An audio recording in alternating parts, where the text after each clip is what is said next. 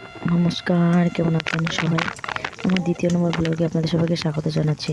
তো আমি এখানে ছোট্ট একটা মিনি ব্লগ নিয়ে এসেছি। এখানটা আমি আলুটা ভেজে নিচ্ছি। আমি আলু সয়াবিন দিয়ে তরকারি করবো আজকে।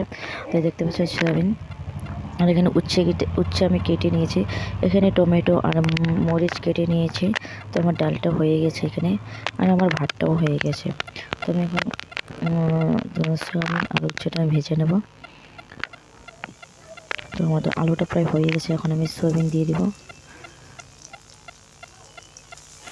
সবাই জানাবেন যে আমার ব্লগ কেমন হয়েছে। একটু একটু করে শিখেছি কীভাবে কী করতে হয় ব্লগ করতে হলে। তো কি বলবো এখন আর, তো দেখতে থাকো কেমন হয়। আমি ভালোভাবে রান্না করতে পারি না, বাট